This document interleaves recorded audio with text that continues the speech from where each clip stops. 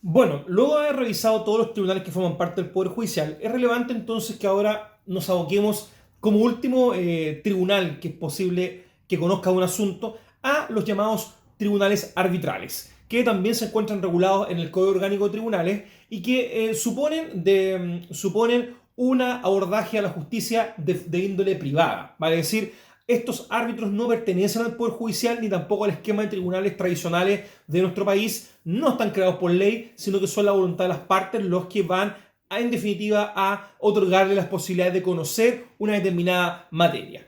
El arbitraje obedece fundamentalmente a criterios económicos y a la primacía de la autonomía de la voluntad en los conflictos de índole civil. Sobre todo tomando en cuenta que el arbitraje tiene por objeto principal, podríamos decir, o podríamos decir como principal competencia, la conocimiento de asuntos de índole civil que efectivamente requieren, o comercial, que requieren efectivamente por un lado, una celeridad en el juzgamiento y otro, un conocimiento quizás más específico, dada la complejidad de las materias que son objeto de arbitraje.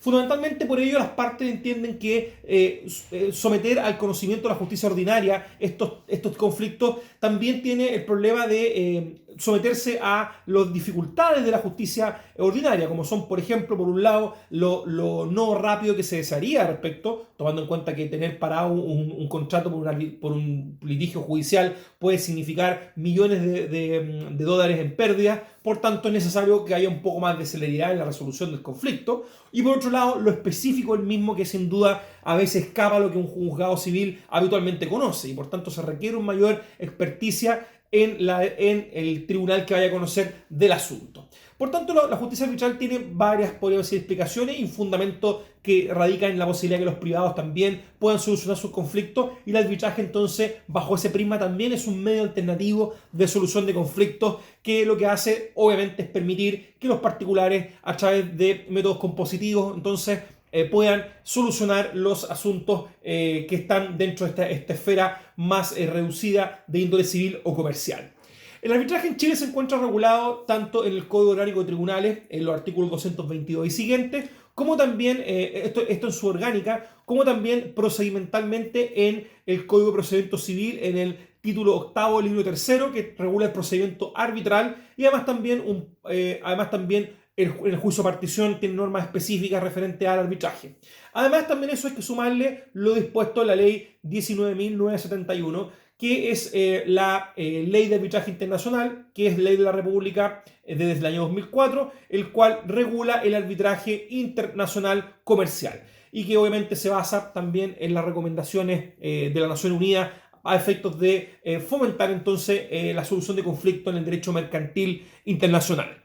Esos son cuerpos legales que efectivamente lo que hacen es regular el arbitraje en nuestro país. Y en este sentido, cuando nos referimos a qué es un árbitro, como primero podríamos decir como primera aproximación, tenemos entonces que irnos a lo que expone el artículo 222 del Código Orgánico de Tribunales, que define al árbitro. Los árbitros son fundamentalmente, y como lo dice el 222, jueces nombrados por las partes o por la autoridad judicial en subsidio para la resolución de un asunto litigioso. Y en este sentido, es claro que el juez el árbitro es un juez, ¿ya? Eso lo señala el propio Código Orgánico como una forma de entregarle un poder. Pero es nombrado, dice, por las partes o por la autoridad judicial en subsidio. Lo que sí tenemos que señalar es que la fuente del arbitraje en sí siempre es la ley, ¿vale? Es decir, la ley es la que permite que los árbitros operen, ¿vale? Es decir, en último término, la fuente última remota es la ley, pero eventualmente la designación del árbitro va a ser ya sea las partes o eventualmente lo va a hacer la autoridad judicial a través de una resolución judicial.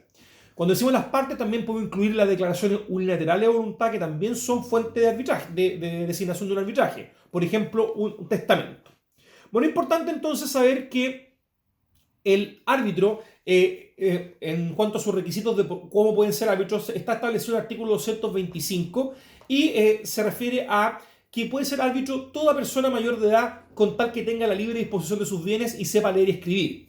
Eventualmente, los abogados habilitados para ejercer la profesión pueden ser árbitros aunque sean menores de edad. Vale decir, acá lo ideal, la regla no distingue si efectivamente quiere ser abogado para ser árbitro.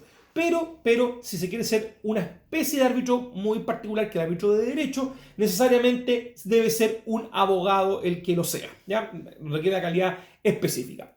Para someterse a arbitraje, para poder nombrar un árbitro, la ley nos dice en el artículo 224 que solo las partes mayores de edad y libres administradores de los bienes podrán eventualmente darle carácter de arbitrador a un árbitro, que también vamos a ver que es una especie específica de árbitro. Lo que nos quiere decir entonces este artículo 224 es que eventualmente cualquier persona, si es incapaz incluso, pero representada por su representante legal, puede eventualmente someter un conflicto a arbitraje, ¿ya? Solo se requerirá entonces la libre disposición de los bienes para darle a este arbitraje un carácter particular, que es el de arbitrador, que vamos a ver también que es una categoría particular. Bueno, dicho eso, entonces tenemos que ver cuáles son las clasificaciones o clases de arbitraje que conocemos. En primer lugar, la clasificación más importante respecto a la que dispone el artículo 223 y que se refiere fundamentalmente a podríamos decir, la forma en que conocen y fallan del asunto. Y el 223 entonces clasifica a los árbitros en árbitros de derecho, en árbitros arbitradores o amigables componedores y en árbitros mixtos. Los árbitros de derecho son aquellos que están regulados en el 223, inciso segundo del COD. ¿Y qué nos dice esto? Que el árbitro de derecho fallará con arreglo de la ley y se someterá tanto en la tramitación como en el pronunciamiento de la sentencia definitiva a las reglas establecidas por los jueces ordinarios según la naturaleza de la acción deducida. ¿Qué quiere decir esto? Que los árbitros de derecho en el fondo tramitan como un juez ordinario. Vale decir, el procedimiento se rige por las normas procedimentales del Código de Procedimiento Civil y el fallo se rige por las normas también de la dictación de la sentencia definitiva con los mismos requisitos y la misma forma de valorar los antecedentes. Vale decir, no tiene ninguna diferencia con un juez ordinario. A su vez, el árbitro arbitrador está establecido en el inciso tercero este 223 y nos dice que el arbitrador fallará obedeciendo a lo que su prudencia y la equidad le dictaren y no estará obligado a guardar en sus procedimientos, en su fallo, otras reglas que las partes hayan expresado en el acto constitutivo del compromiso, y si nadie hubiera expresado, entonces se establecerá para esto lo que establece el Código de Procedimiento Civil como regla supletoria. Acá entonces, ¿qué nos quiere decir? Que eventualmente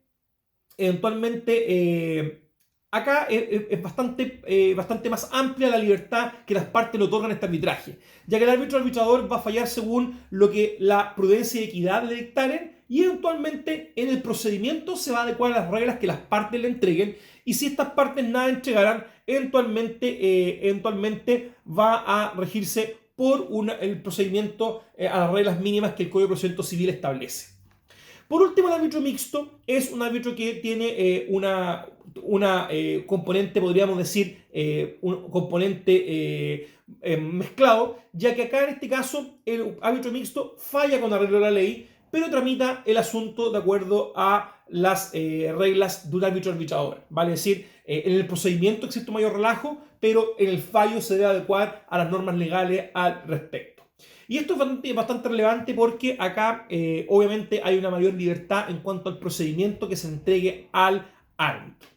Bueno, aparte de esa clasificación entonces que según las facultades que se le entrega al árbitro, también podemos clasificar los arbitrajes según la materia en que recae. Y acá podemos clasificarlo en cuanto a arbitraje facultativo, forzoso o prohibido.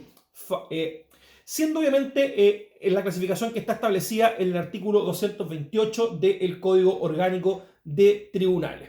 Y esto se desprende de esa norma. ¿Y qué nos dice entonces cada uno de estos tipos de arbitraje? El arbitraje facultativo es aquel que eventualmente se puede permitir y no está prohibido ni está obligado. Vale decir, se trata fundamentalmente de los asuntos civiles y comerciales, donde existe la posibilidad de someter a arbitraje estas materias.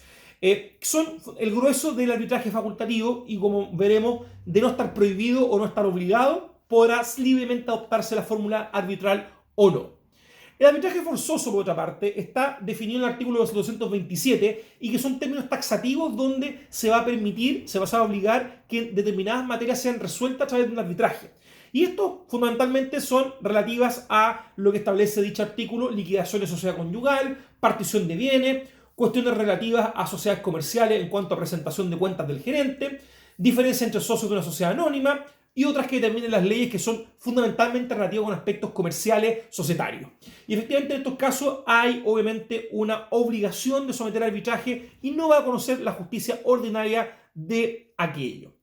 Y por último tenemos el arbitraje prohibido que está en el artículo 229, vale decir, donde se prohíbe expresamente que someta arbitraje. Y acá la regla, podríamos decir, es esta del 229, pero también complementada con el 230, que se refiere a los casos criminales de policía local, eventualmente las causas relativos sobre alimentos o peticiones de separación de bienes entre marido y mujer, y en definitiva la mayoría de los asuntos donde en las leyes especiales está prohibido que se sometan a arbitraje. Vale decir, el arbitraje está reservado, podríamos decir, para aquellas circunstancias donde se ventilen más que nada asuntos civiles y comerciales. Por lo demás, en la materia del 228, 229 y 230 está prohibido expresamente el hecho de que se someta a arbitraje.